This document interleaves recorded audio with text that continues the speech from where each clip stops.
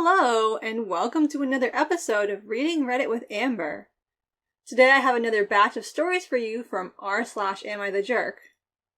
Our first story is an update to one I covered previously.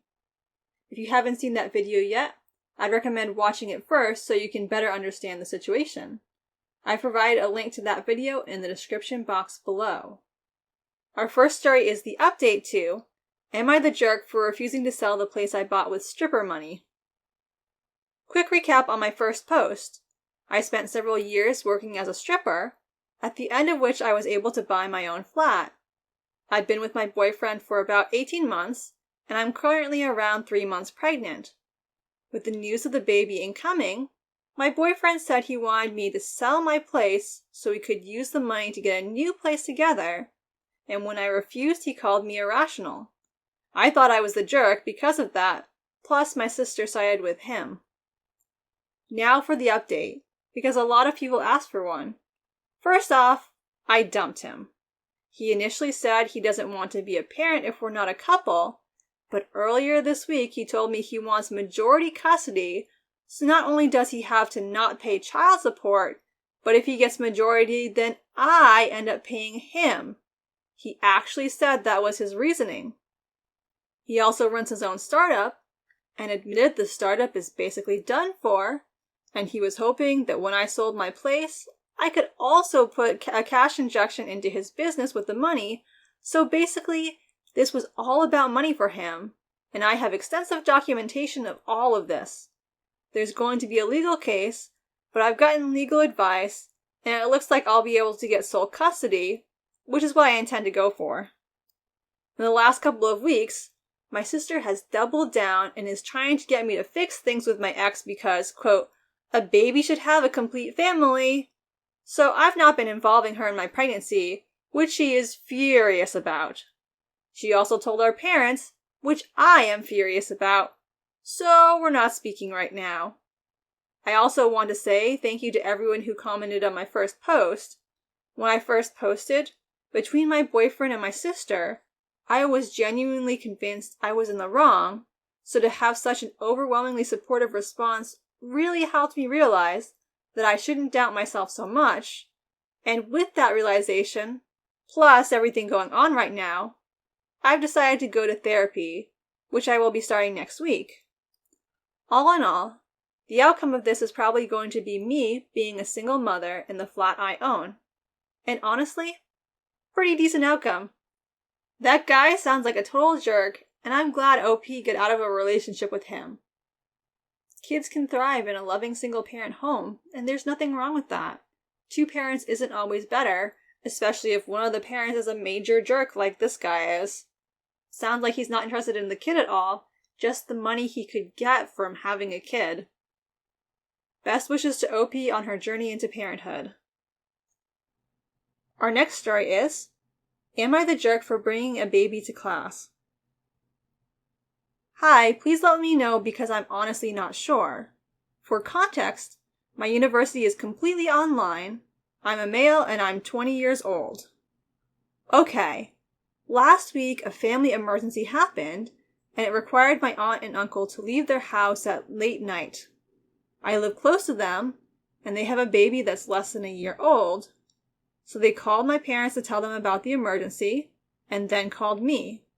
They asked if I could come into their house, take care of their baby until they came back, and I was down with that. I've taken care of babies before, so this wasn't new to me. Took my stuff and drove to their house, stayed with my cousin. Now, by the time my morning class comes about, my aunt and uncle haven't shown up yet, which was within expected. They told me they'd be back by 1 to 2 p.m., and I had my baby cousin in my lap, setting up a laptop for my morning class, and my cousin falls asleep, and I'm like, okay, I can deal with this. A sleeping baby is the best kind of baby. Do not move them. Now, here's the problem.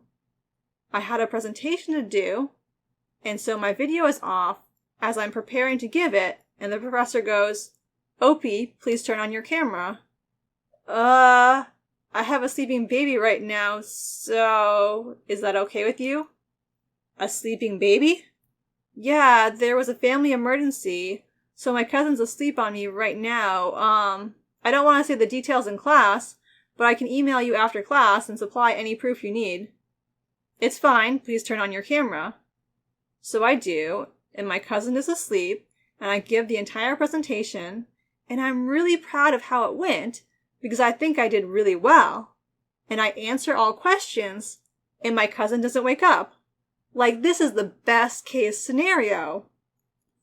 Well, last night I got my grade for the PowerPoint, along with an email from the professor that says she marked me down because she felt the baby was there as a pity prop and I was attempting to gain sympathy, and if I hadn't had the baby, I would have gotten a higher grade. So was I the jerk for showing up with the baby? I didn't think about the pity aspect. Edit. Sorry for the sporadic replies. I am still a university student balancing my stuff. Few clarifications. Yes, I did send her the proof she would have required to see there was an emergency. Yes, I will be reporting and updating. Yes, there are better ways I could have done this, but a stressed and sleep-deprived college student isn't normally the best source of judgment. The class was a philosophy one. OP is not the jerk here. Sometimes emergencies come up and people have to look after children. I've been in in-person classes before, where people have brought their children, and it wasn't a big deal. And given the current circumstances, educators should expect to see children pop in from time to time.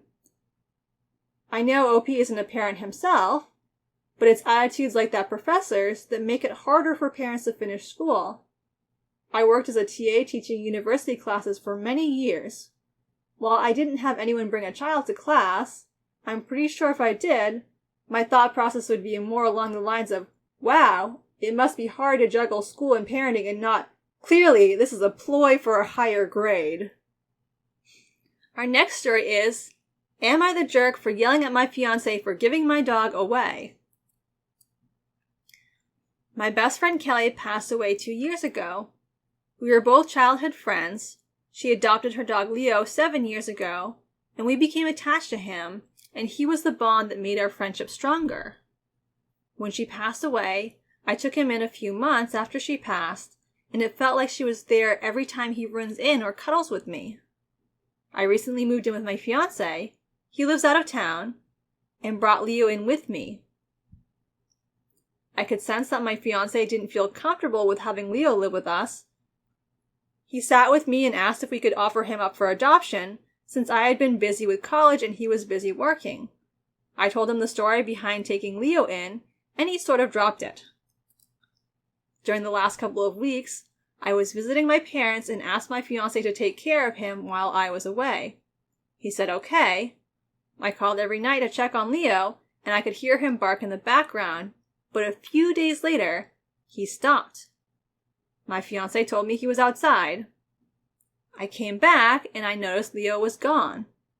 I waited till my fiance got back, and he sat me down, and explained that while he was out with Leo, a family approached him and asked him if he was putting him up for adoption, and said they were willing to provide a home for him, since their son, who didn't let go of Leo, lost his dog who looked the same age as him.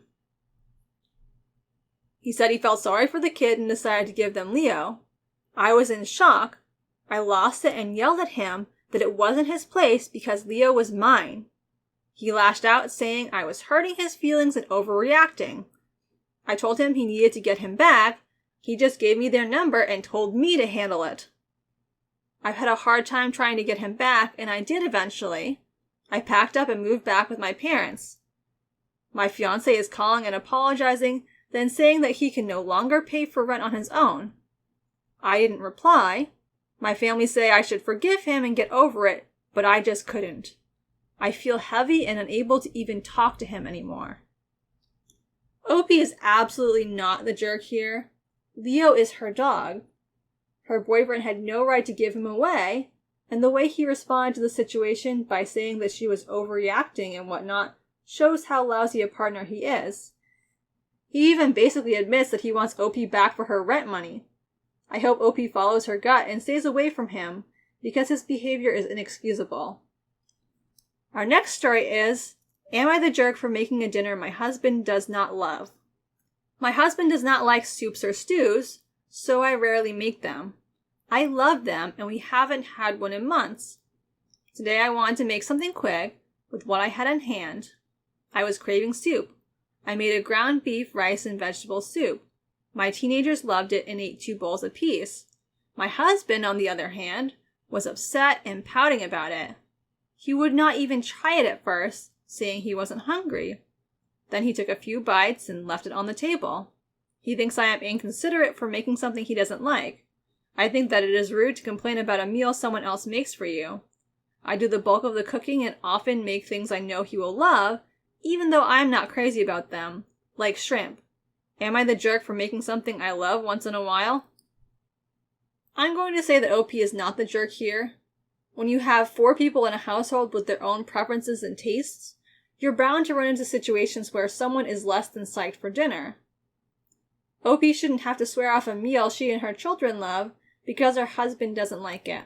It's fine if hubby doesn't want to eat it, and OP shouldn't expect him to, but he should just make his own food quietly instead of sulking.